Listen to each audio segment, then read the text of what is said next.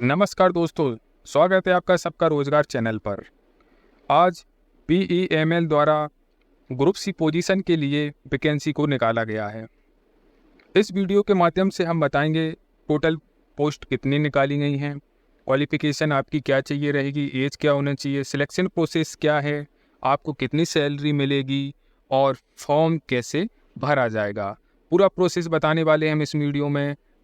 इसकी main website क्या है? इसका मेन वेबसाइट है PEMLindia.in। तो दोस्तों शुरुआत करते हैं हम इसकी पोजीशन से, जो कि ग्रुप सी की पोजीशन है। एप्लीकेशन फॉर्म है वो आप 29 सितंबर 2023 से भरना स्टार्ट कर सकते हैं और इसका जो लास्ट डेट है वो 18 अक्टूबर 2023 शाम 6 बजे तक आप इसका एप्लीकेशन फॉर्म फिल कर सकते हैं। इसकी टोटल वैकेंसी हम आपको बता देते हैं, 119 है और इसमें आप देख सकते हैं डिप्लोमा इन मैकेनिकल होना चाहिए, डिप्लोमा इलेक्ट्रिकल होना चाहिए, डिप्लोमा सिविल में होना चाहिए और ITI मशीनिस्ट और टर्नर में होने चाहिए। स्टाफ नर्स की भी एक वैकेंसी है। डिप्लोमा की बात करते हैं, मैकेनिकल वालों के लिए 52 वैकेंसी निकाली गई हैं, इलेक्ट्रिकल वालों के लिए 27 है, सिविल के लिए 7 है और मशीनिस्ट के लिए 16 है जो ITI के लोग हैं उनके लिए, और टर्नर के लिए 16 जो ITI वाले हैं उनके लिए। टोटल 119 वैकेंसी इसमें दी गई हुई हैं। अब चलते हैं इनकी क्वालिफिकेशन की ओर। आपको क्या क्या क्वालिफिकेशन चाहिए रहेगी। तो दोस्तों आपको यहाँ पे दिख रहा होगा कि मैकेनिकल इंजीनियरिंग में आप 3 साल का आपके पास डिप्लोमा होना चाहिए। मिनिमम 60% आपकी परसेंटेज कंपलसरी है। अगर आपका CGPA है वो इक्विवेलेंट, आपका इतना CGPA होना चाहिए वो 60% की इक्विवेलेंट बिल्कुल होना चाहिए। जो लोग जनरल के हैं, OBC के हैं, EWS के हैं उनके लिए 60%, और जो लोग SC ST और हैंडीकैप्ड हैं उनके लिए 55%। ये सभी के लिए रहेगा। सारे जितने भी यहाँ पे पोजीशन देख रहे हैं आप, जी यहाँ पे इलेक्ट्रिकल के लिए भी 60% है, लेकिन जो लोग SC ST और हैंडीकैप्ड हैं उनके लिए 55% रहने वाला है। दोस्तों इसी तरीके से सिविल का भी है, सभी में आपको 60% आपका होना चाहिए किसी भी ट्रेड या डिप्लोमा में। अब बात करते हैं एज की। एज आपकी कितनी होनी चाहिए? इनमें आप लोग देख सकते हैं सभी में आपको मैक्सिमम 29 साल आपका जनरल वालों के लिए, OBC वालों के लिए 32 साल और SC ST वालों के लिए 34 साल आपकी ये एज रखी गई है। मैक्सिमम, मिनिमम आपकी कितनी भी हो नो इशू, मैक्सिमम आपकी एज इतनी होनी चाहिए। जनरल वालों के लिए 29 सभी वैकेंसियों के लिए, और 32 OBC के लिए और SC ST के लिए 34। ये आपकी कर लेते हैं आपको कितनी सैलरी मिलने वाली है। सैलरी की बात करते हैं तो 29,910 से लेकर 85,570 मैकेनिकल वालों के लिए, मैकेनिकल, इलेक्ट्रिकल और सिविल वालों के लिए। अब ITI जिसने कर रखी हो उनके लिए 16,900 से लेकर 60,650 ITI वालों के लिए सेम सैलरी इस मशीनिस्ट और टर्नर वालों के लिए। तो अब बात करते हैं सिलेक्शन प्रोसेस की। तो इसमें सबसे पहले आपका रिटन टेस्ट होगा जो कि ऑनलाइन रहने वाला है, और डॉक्यूमेंट वेरिफिकेशन होगा और मेडिकल एग्जाम होगा। इस तरीके से आपके 3 स्टेप रहने वाले हैं सिलेक्शन प्रोसेस में। यहाँ पर आप देख सकते हो कि असेसमेंट में यहाँ पे रहेगा इसमें selection based through computer based written examination. आपका मल्टीपल चॉइस क्वेश्चन रहेंगे और इसमें आपका रहेगा ability, aptitude, general intelligence and reasoning ability, general awareness रहेगा, इंग्लिश लैंग्वेज रहेगी, basic knowledge and subject trade. जो भी सब्जेक्ट ट्रेड से आपने अपनी डिप्लोमा या मतलब डिप्लोमा या फिर ITI की हुई है उससे रिलेटेड सब्जेक्ट से रिलेटेड आपके क्वेश्चन होंगे आपके। और कंप्यूटर बेस्ड आपका टेस्ट होगा जो कि रहेगा इंग्लिश लैंग्वेज में, ठीक है ये। और इसमें computer based written exam will be held 4 cities across the country. मतलब आपकी 4 सिटी में एग्ज़ाम होगा जो कि रहेगा दिल्ली, कोलकाता, मुंबई और बेंगलोर। ये 4 सिटी में ही आपका एग्ज़ाम रिटन एग्जामिनेशन होगा। अब बात करते हैं जो एज क्वालिफिकेशन है। एक्सपीरियंस शुड बी 18/10/2023 से कैलकुलेट किया जाएगा, जो भी आपकी एज है 18 अक्टूबर 2023 से। और ओनली इंडियन नेशनल में अप्लाई, ओनली जो लोग इंडियन लोग हैं सिर्फ वो ही लोग इसको अप्लाई कर सकते हैं, दूसरी कंट्री के बिल्कुल भी नहीं कर सकते हैं। रिलैक्सेशन की बात करें तो SC ST वालों को जो गवर्नमेंट के द्वारा जो भी छूट दी जाती है उनको ज़रूर मिलेगी उनके पास, लेकिन SC ST का सर्टिफिकेट होना चाहिए। OBC वालों के लिए, जो लोग नॉन क्रीमी लेयर वालों होते हैं उनके पास भी नॉन क्रीमी लेयर वाला सर्टिफिकेट होना चाहिए। जो हैंडीकैप्ड है उनके लिए उनका हैंडीकैप्ड वाला सर्टिफिकेट ज़रूर होना चाहिए।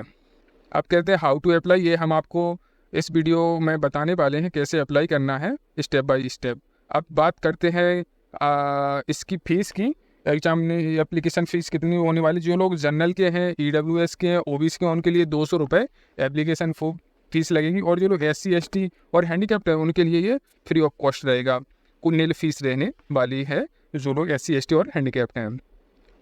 फ़ोटो की साइज़ करते हैं इसमें। फ़ोटो रिसेंटली फ़ोटो होना चाहिए 100 KB की, मैक्सिमम सिग्नेचर 50 KB के होने चाहिए। कोई भी PDF आप डालने वाले हो वो 100 KB की होनी चाहिए। कास्ट कैटेगरी कैटेगरी का सर्टिफिकेट है वो 100 KB मैक्सिमम होने चाहिए, और अगर आप हैंडीकैप्ड हो उसका भी 100 KB से ज़्यादा नहीं होना चाहिए। इसके बाद 10th 12th की जो मार्कशीट रहेगी आपकी वो भी 200 KB से ज़्यादा नहीं होना चाहिए। डिग्री या डिप्लोमा या सर्टिफिकेट या ITI से रिलेटेड कोई डॉक्यूमेंट है वो भी आपका 200 KB से ज़्यादा नहीं होना चाहिए। NSC ITI ट्रेनिंग के लिए भी 200 KB तक का सर्टिफिकेट ही होना चाहिए इसमें अपलोड करने के लिए। जब हम एप्लीकेशन फॉर्म फिल करेंगे ये आपसे रिलेटेड डॉक्यूमेंट है वो आपको यहाँ पर डालना पड़ेगा। अब चलते हैं अपना एप्लीकेशन फॉर्म फिल करने के लिए। एप्लीकेशन फॉर्म फिल करते हैं, तो एप्लीकेशन फॉर्म फिल करने के लिए हमें इस URL पर जाना होगा BEMLindia.in/careers/current_requirements। ये URL हम आपको कमेंट बॉक्स में भी प्रदान कर देंगे। अब यहाँ पे आप लोग देख रहे होंगे, यहाँ पे नोटिफिकेशन और एडवर्टाइजमेंट दिया गया है इंग्लिश और हिंदी में, ये आप लोग डाउनलोड करके देख सकते हैं। SC ST और OBC EWS PWD के सर्टिफिकेट के फॉर्मेट भी दिए गए हैं, ये भी आप लोग यहाँ से डाउनलोड करके देख सकते हैं किस फॉर्मेट में आपका होना चाहिए सर्टिफिकेट। और हम चलते हैं अपने एप्लीकेशन फॉर्म को फिल करने के लिए। यहाँ पे लिखा हुआ है ऑनलाइन लिंक फॉर एप्लीकेशन, इस पर जैसे ही क्लिक करेंगे हम एक न्यू विंडो पे रीडायरेक्ट हो जाएंगे जिसका URL है exmegov.com exmegov.com। इस वेबसाइट के माध्यम से हम अपना रजिस्ट्रेशन करने वाले हैं, और जिस लोगों ने रजिस्ट्रेशन कर लिया है वो यहाँ से लॉगिन कर सकते हैं, और जिन्होंने नहीं किया है वो रजिस्ट्रेशन यहाँ से करेंगे। अगर हम मान के चलते हैं आपका रजिस्ट्रेशन हो गया है, आपको लॉगिन यहाँ से करना होगा। यहाँ पे आपको एनरोलमेंट नंबर जो कि आप रजिस्ट्रेशन के बाद आपके ईमेल और मोबाइल पर भेज दिया जाएगा, और पासवर्ड भी भेज दिया जाएगा, उसके माध्यम से आप यहाँ से लॉगिन कर सकते हैं। लेकिन हम अब आपको बताते हैं रजिस्ट्रेशन वाले लिंक, इस बटन पे हम क्लिक करेंगे और हम एक न्यू विंडो पे आ जाएंगे जिसमें आप इंस्ट्रक्शन पढ़ लें, और उसके बाद सबसे नीचे आके आपको आई एग्री पे क्लिक कर देना है। इस पर आई एग्री पे क्लिक करने के बाद कंटिन्यू वाले बटन पे क्लिक कर दीजिएगा। उसके बाद से एक पॉपअप आएगा, उसको पढ़ लीजिएगा। उसके नीचे लिखा हुआ है उस पर भी आप चेक बॉक्स पे राइट क्लिक कर दीजिएगा और कंटिन्यू पे क्लिक कर दीजिएगा। इसके बाद आपको रजिस्ट्रेशन का पेज ओपन हो जाएगा। अब रजिस्ट्रेशन में हमें देखना है कि किस पोस्ट के लिए है। इसमें ग्रुप C का आ रहा है, उसको ग्रुप C सिलेक्ट कर लेंगे। एक ही यहाँ पे आपको ड्रॉप डाउन में ऑप्शन आ रहा होगा डोमेन में आपने जिससे भी आपने डिप्लोमा या ITI कर रखा है या नर्सिंग कर रखी है, उस केस में आप अपने हिसाब से इसमें से diploma mechanical engineering, diploma electrical engineering, इसमें से कोई भी आप अपने जिसमें भी आपने डिप्लोमा किया वो एक सिलेक्ट कर लीजिएगा। मैं सिविल इंजीनियरिंग सिलेक्ट कर लेता हूँ। इसके बाद आप अपना नाम, पूरा नाम लिखिए, जो भी आपका 10th में लिखा हो। ईमेल ID डालिएगा या एकदम वैलिड ईमेल ID डालिएगा जिस पे आपको मेल प्राप्त हो जाए, कम्युनिकेट कर सकें वो लोग। आधार कार्ड का आपका जो भी आधार कार्ड पर नंबर हो वो आप डाल दीजिएगा। कैटेगरी आपकी जनरल है, OBC है, SC है, ST है, वो आप सिलेक्ट कर लीजिएगा। इसके बाद आप PWD हैंडीकैप्ड हैं या नहीं है तो येस नो कर लीजिएगा। जो लोग हैं वो येस कीजिएगा, जो नहीं है उसको नो कर दीजिएगा। EWS में भी आप अगर EWS में आते हैं तो येस कीजिए, ना अदरवाइज नो कर दीजिए। इसके बाद डेट ऑफ बर्थ, अपनी डेट ऑफ बर्थ यहाँ से सिलेक्ट कर लीजिएगा। अपना मोबाइल नंबर डालने के बाद जनरेट OTP पे क्लिक कीजिएगा। जनरेट OTP पे क्लिक करने के बाद आपके मोबाइल नंबर पर OTP आएगा। वो OTP आप यहाँ पे इंटर करेंगे और यहाँ पे वेरीफाई करवाएंगे। जैसे ही वेरीफाई करवाएंगे आप राइट का एक साइन बन के आ जाएगा मोबाइल नंबर पे। फिर इसके बाद पासवर्ड बना लीजिएगा एक अपना लॉगिन करने के लिए, और यहाँ पर भी आप पासवर्ड बना लीजिएगा क्योंकि आप उसके बाद आपको इनरोलमेंट नंबर आपकी ईमेल पे भेज दिया जाएगा और इस पासवर्ड के माध्यम से आप लॉगिन भी कर सकते हैं। जैसे ये सारी आप इन्फॉर्मेशन फिल करेंगे इसके बाद आप रजिस्ट्रेशन पे क्लिक कर दीजिएगा। जैसे ही आप रजिस्ट्रेशन पे क्लिक करेंगे फिर आपका रजिस्ट्रेशन सक्सेसफुल हो जाएगा और फिर आप एक नई विंडो में आ जाएंगे।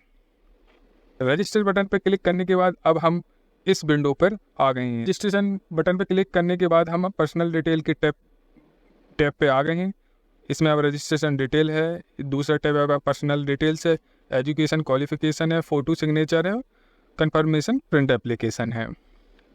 यहाँ पे आप देख सकते हैं, यहाँ पे आपका नाम आ जाएगा। इसके बाद आपको अपने फादर या हस्बैंड का नाम डालना होगा, का नेम, बस सिटी में आप कहाँ पे एग्जामिनेशन देना चाहते हो, न्यू दिल्ली, कलकत्ता, मुंबई, बेंगलोर। मेरे लिए न्यू दिल्ली सही है। इसके बाद सेव एंड कंटिन्यू पे हम क्लिक कर देंगे। इसके बाद हमारे ये सेव एप्लीकेशन सेव सक्सेसफुली का एक पॉपअप आ जाएगा, उसको ओके कर दीजिएगा। अब हम पर्सनल डिटेल भरेंगे अपना, जो भी आपका एड्रेस है वो करस्पॉन्डिंग एड्रेस और परमानेंट एड्रेस। अगर आपका करस्पॉन्डिंग और परमानेंट एड्रेस सेम है तो आप इस पर क्लिक कर दीजिएगा, जिससे जो भी आप चीज़ें इधर भरेंगे वो सारा इधर आ जाएगा। हम भर लेते हैं, आप भी भरिएगा। सेव एंड कंटिन्यू के बटन पर क्लिक कर देंगे। इसके बाद हम इस पॉपअप पे ओके कर देंगे। इसके बाद हम अपनी एजुकेशन क्वालिफिकेशन भरेंगे। 10th का भरेंगे, इसमें हमको 12th का भरना होगा। इसके में हमें ग्रेजुएशन में का इसको डिप्लोमा, अगर मान लीजिएगा किसी ने 10th के बाद सीधा डिप्लोमा किया है, उसको 10th का भरना है। 12th और ग्रेजुएशन का छोड़ के डिप्लोमा का आपने ITI या डिप्लोमा जो भी कर रखा हो, वो आपको इसमें भरना होगा। अगर किसी ने 10th और 12th भी कर रखा हो और डिप्लोमा भी कर रखा हो तो आप तीनों चीज़ें भर दीजिए, 10th की डिटेल, 12th की डिटेल और डिप्लोमा की। अगर किसी ने ग्रेजुएशन की हो तो ग्रेजुएशन की, नहीं की हो तो इसको ब्लैंक छोड़ सकते हो, कोई इसमें कंपलसरी नहीं है। लेकिन आपको 10th तो भरना ही है। और अगर हमने सिविल का डिप्लोमा किया हुआ है तो वो आपको 2 चीज़ें तो इसमें भरनी पड़ेंगी। इसका आप ज़रूर ख्याल रखिएगा। देन ये सारी डिटेल्स भरने के बाद अब सेव एंड कंटिन्यू बटन पे क्लिक कर दीजिएगा, ओके पे। अब यहाँ पे देख सकते हैं हम अपनी एजुकेशन क्वालिफिकेशन, यहाँ पे अपनी फ़ोटो और सिग्नेचर को हम अपने इसमें डालने वाले हैं, आपकी फ़ोटो और सिग्नेचर को। और इसके बाद आपको आइडेंटिटी कार्ड के रूप में आप आधार कार्ड डाल दीजिएगा, या फिर आपके पास वोटर कार्ड है वो डाल दीजिएगा। कास्ट सर्टिफिकेट में आप अपना कास्ट का सर्टिफिकेट डालना पड़ेगा। 10th 12th का सर्टिफिकेट डालिएगा। 3 ईयर का आपने जो डिप्लोमा कर रखा है वो यहाँ पे आपको डालना पड़ेगा। अगर आप रिज्यूम भी बना लीजिएगा, वो रिज्यूम बना के इसे आपको अपलोड करना होगा। अगर आपने कोई एक्सपीरियंस कर रखा हो तो इसमें अपलोड कर दीजिएगा, ना तो आप खाली छोड़ सकते हो। ये याद रखना, जितने भी रेड हैं ये आपको भरना पड़ेगा। ये सारे रिक्वायर्ड हैं, कास्ट सर्टिफिकेट, आइडेंटिटी कार्ड और 10th की डॉक्यूमेंट, 12th की डॉक्यूमेंट। 12th हमने भरा नहीं था इसलिए यहाँ पे ज़रूरी नहीं है। डिप्लोमा हमने भरा, ये हमको रिक्वायर्ड है। और ये रिज्यूम आप बना लीजिएगा, वो भी रिक्वायर्ड रहेगा। इस पूछ रहा है, are you willing to serve in any part of India? बिल्कुल यस। आप इंडिया के किसी भी पार्ट में आप अपनी जॉब कर सकते हैं। Have you been candidate for any other post in this organisation?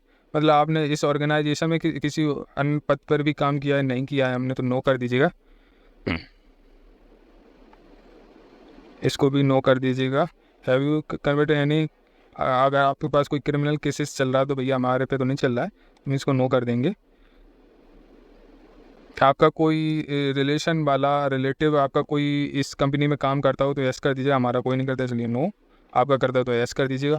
यहाँ पे क्लिक करने के बाद प्रीव्यू एंड सबमिट पे क्लिक कर दीजिएगा। फॉर्म फिल हो जाएगा और आप अपने एप्लीकेशन फॉर्म का प्रिंट ले लीजिएगा। और आप यहाँ से उसके बाद लॉगिन करके भी बाद में इसको एडिट कर सकते हैं। और हमारे वीडियो आपको अच्छा लगे अपने फ्रेंडों में शेयर कीजिए।